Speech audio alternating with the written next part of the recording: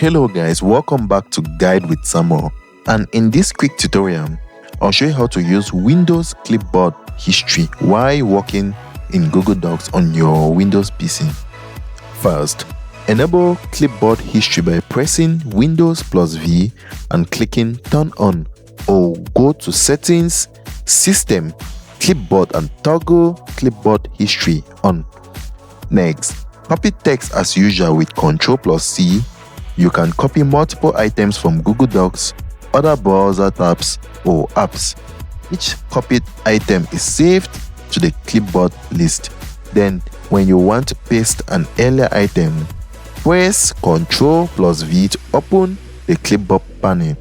Click the entry you need or use the arrow keys and enter, and it will paste in your Google Docs as at the cursor location. After that, use the three-dot menu next to any clipboard entry to pin important items so they stay available, or choose delete to remove single items. To clear everything, open the panel and select clear all. Finally, remember that clipboard history may store plain text and some images depending on sources and browser security. For sensitive info, turn clipboard history off in settings when you are done.